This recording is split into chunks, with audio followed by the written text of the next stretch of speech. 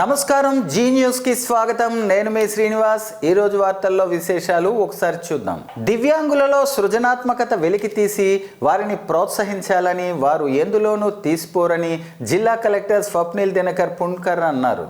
ప్రతి నెల 3వ శుక్రవారం స్వాభిమాన్ వినతుల స్వీకరణ కార్యక్రమంలో భాగంగా జనవరి 17న శుక్రవారం జిల్లా పరిషత్ సమావేశ మందిరంలో జిల్లాలో వివిధ మండలాల నుంచి వచ్చిన దివ్యాంగుల నుంచి జిల్లా collector Swapnil Dinakar Punkar, joint collector Farman Ahmed Khan, Zilla Parishad CEO Sridhar రాజు, దివ్యాంగుల సంక్షేమ శాఖ ఏడీ కవితతో కలిసి వినతులు స్వీకరించారు.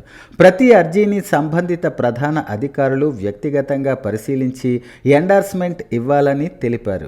జిల్లా కలెక్టర్ స్వప్నిల్ దినకర్ పుణ్కర్ ముందుగా రిజిస్ట్రేషన్ కౌంటర్ పరిశీలించి రిజిస్ట్రేషన్ ప్రక్రియపై ఆరా తీసి పలు సూచనలు, సలహాలు అందజేసిన అనంతరం మాట్లాడుతూ ప్రభుత్వ సంక్షేమ పథకాలు అందుకొని ఉన్నత లక్ష్యాలు సాధించాలి, దివ్యాంగులకు అన్ని విధాలుగా అండగా నిలిచి ప్రభుత్వ పరంగా చేయూత ఇవ్వటం జరుగుతుందని, ప్రతి నెల 3వ శుక్రవారం దివ్యాంగులకు ప్రత్యేకించి గ్రీవెన్స్ స్వాభిమాన వినతులు స్వీకరించడం జరుగుతుందన్నారు.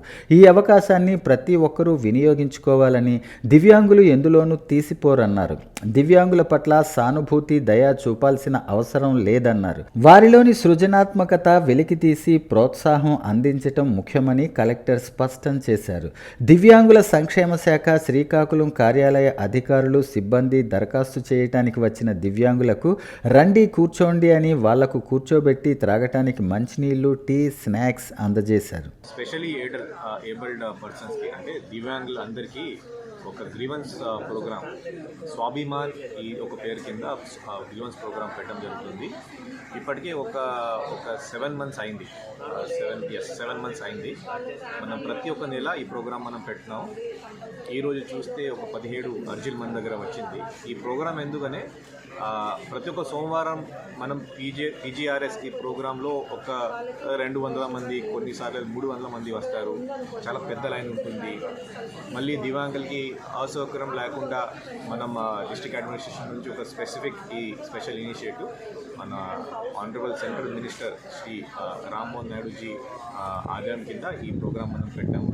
దీంట్లో జాబ్స్ ఇవ్వడం అంటే దివ్యాంగులకి జాబ్స్ ఇవ్వడం, ట్రైనింగ్ ఇవ్వడం, ఇది కాకుండా వాళ్ళకి ఏదైనా స్పెసిఫిక్ ఇష్యూ ఉంటే సదరం సర్టిఫికేట్ కూడా కొన్ని ఇష్యూస్ మన దగ్గర వస్తున్నాయి. కొన్ని ల్యాండ్ ఇష్యూస్ కూడా తక్కువ ఉన్నాయి, బట్ కానీ వస్తున్నాయి. ఇలాంటి ఇష్యూస్ మనం సాల్వ్ చేయడానికి మనం ప్రయత్నం చేస్తాము. కొన్ని issues on the spot solve అవుతాయి. నేను, జాయింట్ కలెక్టర్, అలాగే డిస్ట్రిక్ట్ యంత్రాంగం మొత్తం అందరూ ఇక్కడ మండేలో ఎలా చేస్తాము అలాగే ఇక్కడ కూర్చొని వాళ్ళ ఇష్యూస్ కూడా మనం విని సాల్వ్ చేయడానికి మనం ప్రయత్నం చేస్తాము.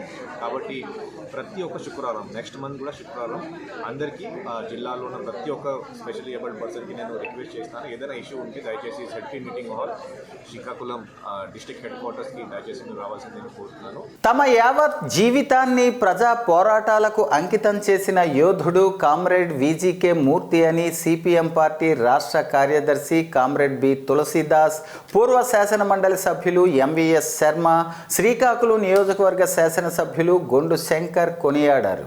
శ్రీకాకుళం శాసనసభ్యులు గొండు శంకర్ సంతాప సభలో మాట్లాడుతూ మున్సిపల్ హై స్కూల్లో కడుతున్న భవనాల్లో ఒక హాల్కి ఆయన పేరు పెడదామని ప్రకటించారు.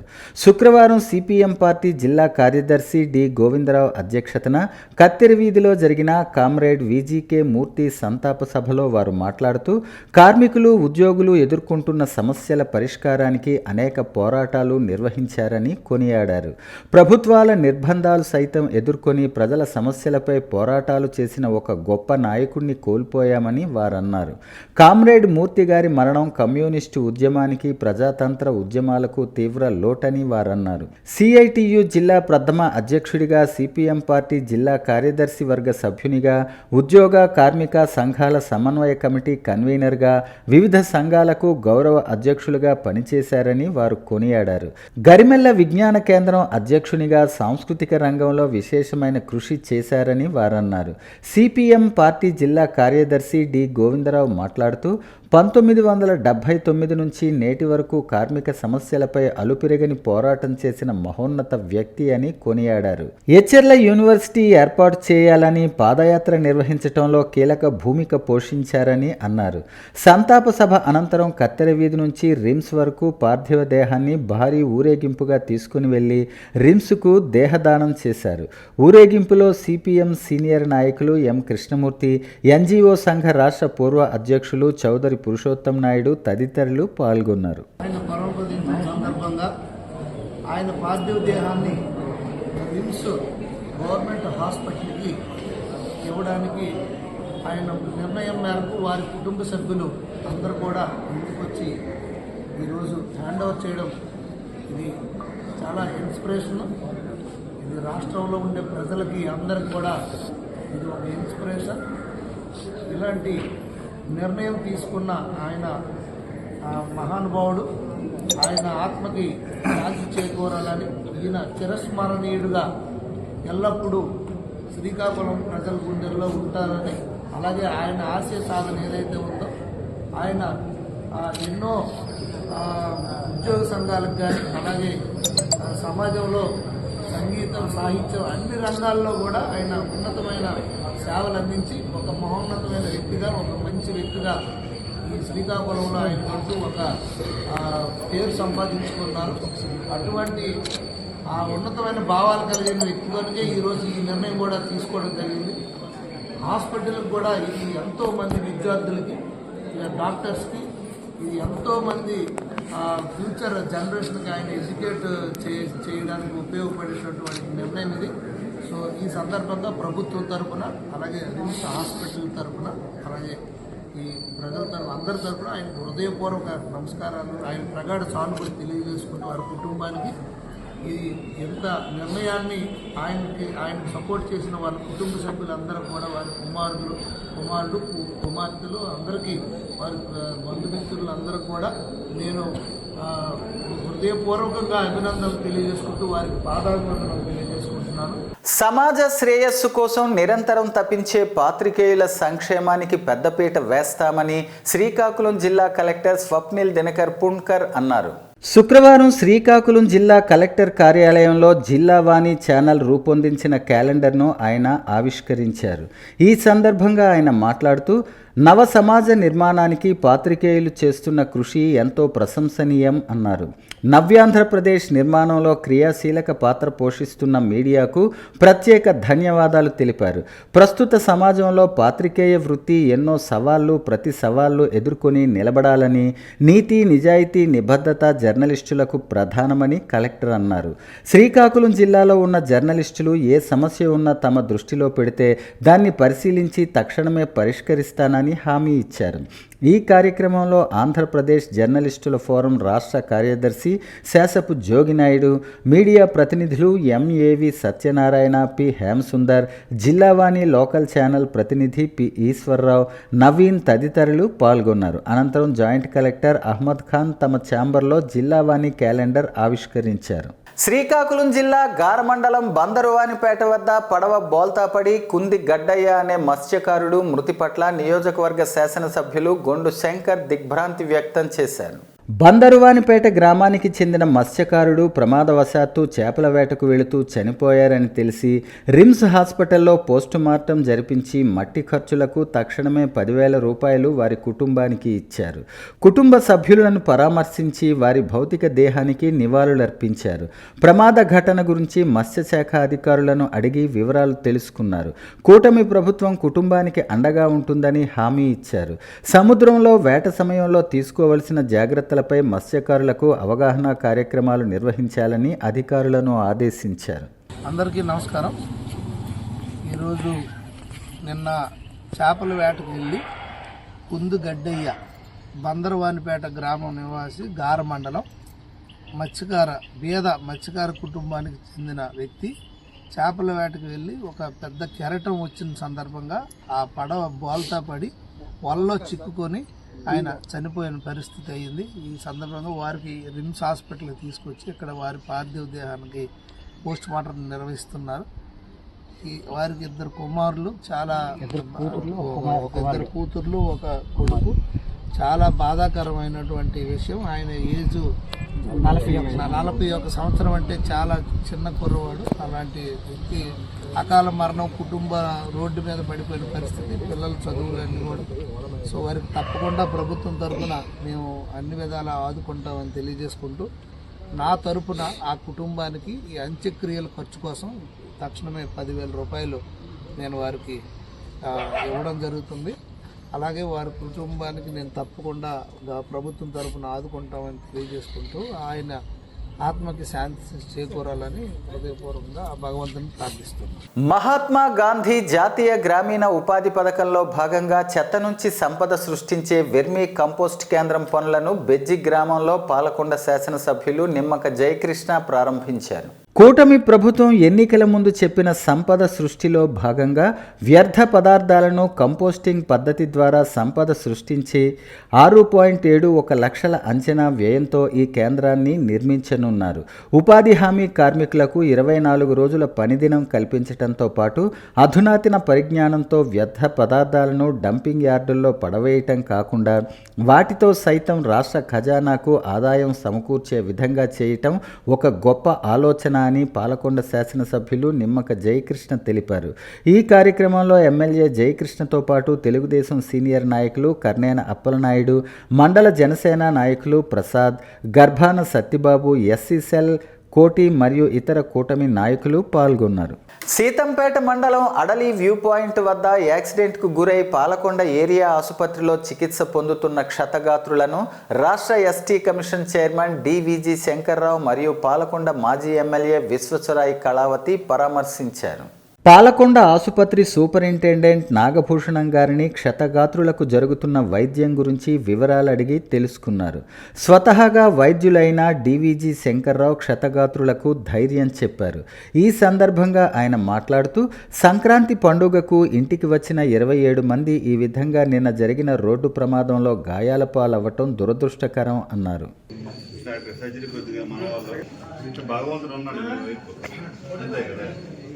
చాలా పెద్ద ప్రమాదమే.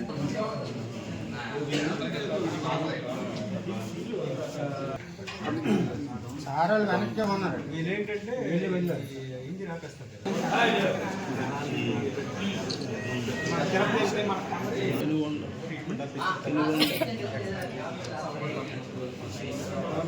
డాక్టర్ బిఆర్ అంబేద్కర్ యూనివర్సిటీ నుంచి master of library and information science పూర్తి చేశానని, నాకు అవకతవకలు లేకుండా తగు న్యాయం చేయాలని వికలాంగుడు పెద్దిన వై కమల్ కుమార్ అన్నారు.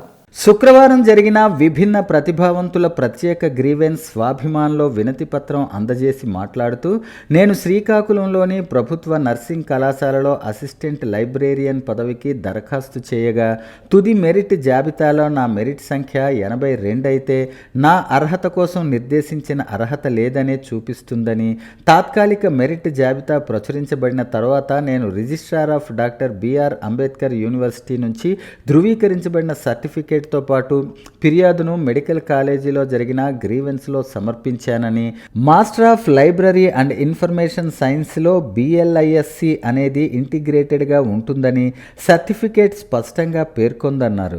Master of library and information science course పూర్తి బిఎల్ఐఎస్సి సిలబస్ను కలిగి ఉందని నిర్ధారిస్తుందని, ఈ అధికారిక వివరణ సమర్పించినప్పటికీ నా అర్హత తుది మెరిట్ జాబితాలో పరిగణించలేదన్నారు. Master of library and information science course అనేది బిఎల్ఐఎస్సి పాఠ్యాంశాలను కలిగి ఉన్న సమీకృత ప్రోగ్రాం కాబట్టి నిర్దేశించిన అర్హతతో సమానంగా పరిగణించబడాలని, నా అర్హతను పునః పరిశీలించవలసిందిగా నేను కమిటీని అభ్యర్థిస్తున్నానని, Vizianagaram medical college BC welfare recruitment అన్ని కేంద్ర ప్రభుత్వ ఉద్యోగాలతో సహా ఇతర నియామక ప్రక్రియలలో ఇలాంటి అర్హతలు ఆమోదించబడ్డాయి. ప్రతి ఒక్కరూ భక్తిభావం కలిగి ఐకమత్యంతో మెలగాలని, అప్పుడే గ్రామాలను కలిసికట్టుగా అభివృద్ధి చేసుకోగలమని శ్రీకాకుళం ఎమ్మెల్యే గొండు శంకర్ అన్నారు. రూరల్ మండలం నైరా గ్రామంలో వల్లభనారాయణ స్వామి రథయాత్ర మహోత్సవాల సందర్భంగా ఎమ్మెల్యే శంకర్ శుక్రవారం పాల్గొని స్వామివారికి ప్రత్యేక పూజలు చేశారు.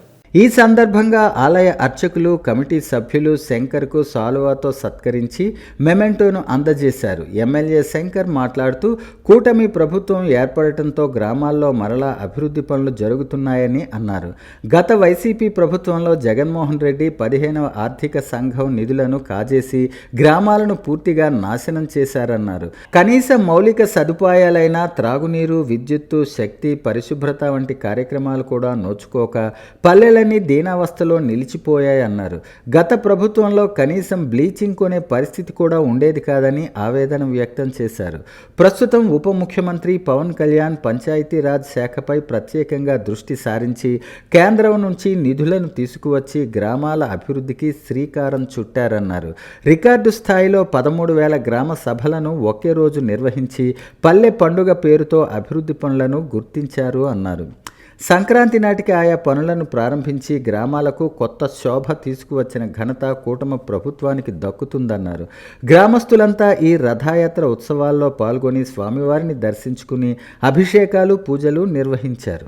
నారాయణ స్వామి గుడికి ట్రస్టీగా ఉంటున్నాము. ప్రతి సంవత్సరంలాగే ముక్కరు మరుసటి రోజు గ్రామంలో రథయాత్ర జరుగుతుంది.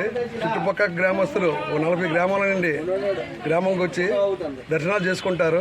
అదేవిధంగా ఉదయం పంచామృత అభిషేకాలతో మొదలై సాయంత్రం పౌలింపు సేవతో ముగుస్తుంది. ఈ మధ్యలో కార్యక్రమాలు మధ్యాహ్నం 2ంటికి కోడేపల్లి ఉత్సవం. పెళ్లి కాని పిల్లలు కోడేపల్లితో ఎక్కి ఊరు చుట్టూ తిరుగుతారు, ఊరేగింపు ఉంటుంది. అదేవిధంగా 4 గంటలకి గారంతల్లి ఉత్సవం ఉంటుంది. గారం తల్లికి పేరెంటాలకి ఊళ్ళో ఉన్న ఆడపడుచులు ముర్రాటలు పట్టుకొని గారం తల్లికి చల్లదనం చేస్తారు. అదేవిధంగా సాయంత్రం 5ంటికి కోలాటం, బురిగవలస వారితే కోలాట ఉత్సవం ఉన్నది. సాయంత్రం తిరువీధి ఉత్సవం. దాంతో సంస్కృత కార్యక్రమాలు కూడా సాయంత్రం 10 గంటలకి రాత్రి స్టార్ట్ అవుతాయి. ఈ కార్యక్రమానికి మా గ్రామస్తులతో సహా చుట్టుపక్కల గ్రామస్తులు కూడా సహకరిస్తూ రూరల్ పోలీసు వారి సపోర్టు కూడా తీసుకొని కార్యక్రమాన్ని జయప్రదం చేస్తున్నాం ఇంతవరకు. అలాగే 5,000 మందికి అన్న సమారాధన కూడా పెడుతున్నాం. వచ్చిన భక్తులకు, గ్రామస్తులకు అందరికీ కూడా అన్న సమారాధన పెట్టి వాళ్ళకి తృప్తి పెడుతున్నాం. పోలీస్ కానిస్టేబుల్ రిక్రూట్మెంట్ ప్రక్రియలో భాగంగా శ్రీకాకుళం జిల్లాలో జిల్లా ఎస్పీ శ్రీ కేవి మహేశ్వర్ రెడ్డి గారి స్వీయ పర్యవేక్షణలో హెచ్చెర్ల ఆర్ముడ్ రిజర్వ్ పోలీస్ మైదానంలో సజావుగా కొనసాగుతున్నాయి. ఇందులో భాగంగా గురువారం నాడు అభ్యర్థులు దేహదారుఢ్య పరీక్షల్లో అర్హత సాధించారని జిల్లా ఎస్పీ కేవి మహేశ్వర్ రెడ్డి తెలిపారు. Andhra Pradesh state level recruitment board police constable నియామక ప్రక్రియలో భాగంగా శ్రీకాకుళం జిల్లాకు సంబంధించి కానిస్టేబుల్ ఉద్యోగాల ప్రాథమిక రాత పరీక్షలో అర్హత సాధించిన పురుష అభ్యర్థులకు పిఎంటి మరియు పిఈటి పరీక్షలు హెచ్చెర్ల ఆర్ముడ్ రిజర్వ్ పోలీస్ మైదానంలో దేహదారుఢ్య పరీక్షల నిర్వహణ క్రమంలో అభ్యర్థుల ధృవీకరణ పత్రాలు పరిశీలన, బయోమెట్రిక్, ఇతర సాంకేతిక పరిజ్ఞానం పరికరాలతో పగడ్బందీగా జిల్లా ఎస్పీ కేవి మహేశ్వర్ రెడ్డి పర్యవేక్షణలో నిర్వహించటం జరిగింది. వీరందరికీ ఉదయానికి ప్రణాళికాబద్ధంగా సర్టిఫికేట్స్ వెరిఫికేషన్ తర్వాత ఎత్తు, ఛాతీ కొలత, 1600 మీటర్ల పరుగు, 100 మీటర్ల పరుగు, లాంగ్ జంప్ ఈవెంట్లను సకాలంలో పగడ్బందీగా దేహదారుఢ్య పరీక్షల నిర్వహణ సకాలంలో పూర్తి చేయటం జరిగింది.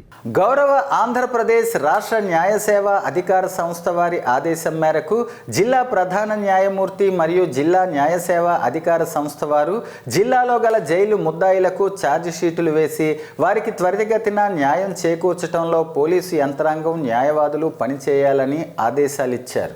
అలాగే స్టాట్యూటరీ కమిటీ వారికి 2023-24కు సంబంధించి వార్షిక ఆదాయాల ఖర్చుల గురించి వివరించారు. ఈ కార్యక్రమంలో భాగంగా principal senior civil judge KVL Himabindu, కార్యదర్శి ఆర్ సన్యాసి నాయుడు, ఉన్నత అధికారులు, పోలీస్ అధికారులు, legal aid defence counsel system వారు పాల్గొన్నారు.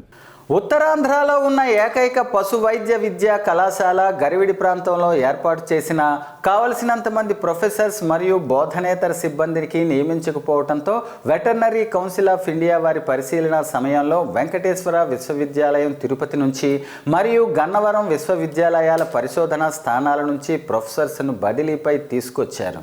ఉమ్మడి శ్రీకాకుళం జిల్లా పాలకొండలో సమావేశం నిర్వహించారు.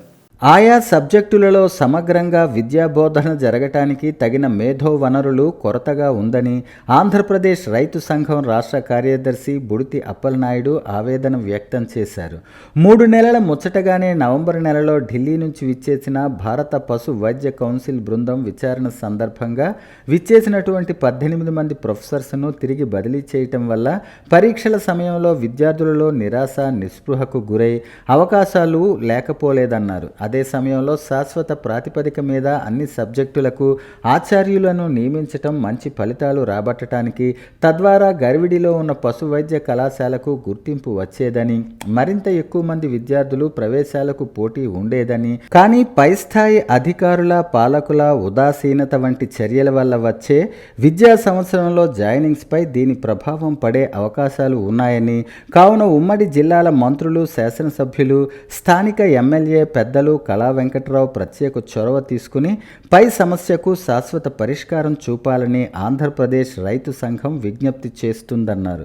గర్విడిలో ఉన్న పశు వైద్య కళాశాల వల్ల ఉత్తరాంధ్రలో ప్రస్తుత కొరతగా ఉన్న పశు సంపదకు, వాటి బాగోగులు వైద్యపరంగా అందించడానికి ఇది ఎంతో దోహదపడుతుందని, పశు వైద్యులు పెరగడం ద్వారా గ్రామీణ ప్రాంత పాడి పరిశ్రమకు కీలకమవుతారని, అటువంటి ప్రాధాన్యత ఉన్న గర్విడి పశు వైద్య విద్య కళాశాలకు కావలసిన అధ్యాపకులను, సిబ్బందిని శాశ్వత ప్రాతిపదికపై నియమించాలని ఆంధ్రప్రదేశ్ రైతు సంఘం డిమాండ్ చేస్తుందని సంఘం రాష్ట్ర కార్యదర్శి బుడితి అప్పలనాయుడు తెలిపారు.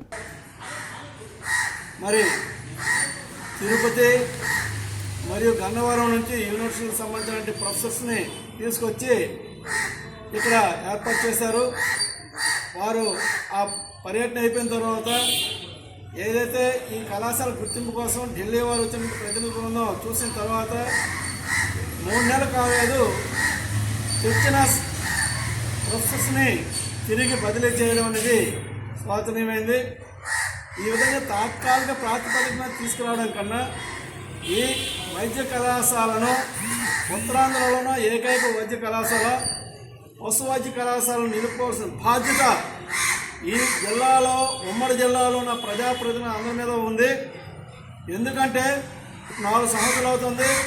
ప్రారంభ సంవత్సరంలో చదువుతుంటే విద్యార్థులు వచ్చే సంవత్సరం ఈ కళాశాల నుంచి రిలీజ్ కాబోతున్నారు. వారి విద్యాభ్యాసం కూడా సరిగా లేదు. తగినంత మంది ఉద్యోగస్తులు, ప్రొఫెసర్స్, కావాల్సిన స్టాఫ్ శాశ్వత ప్రాతిపదిక మీద నియమించుకోవడం వల్ల ఏ రోజు ఏం జరుగుతుందో తెలియని పరిస్థితి ఎదురవుతుంది. శ్రీకాకుళం జిల్లా కొత్తూరు మండలానికి చెందిన 16 ఏళ్ల జంగం తరుణ్ శుక్రవారం ఉదయం సముద్రంలో స్నానానికి దిగి గల్లంతయ్యాడు. గమనించిన తోటి మిత్రులు విషయాన్ని గ్రామస్తులకు తెలపడంతో తరుణ్ కోసం గాలింపు చర్యలు చేపడుతున్నారు. సంక్రాంతి పండుగ అనంతరం మిత్రులతో సరదాగా గడిపేందుకు సముద్రంలోకి దిగి నీటిలో మునగటంతో గ్రామంలో విషాద ఛాయలు అలుముకున్నాయి. వార్తలు సమాప్తం. మళ్ళీ తర్వాత బులెటిన్లో కలుసుకుందాం. నమస్కారం.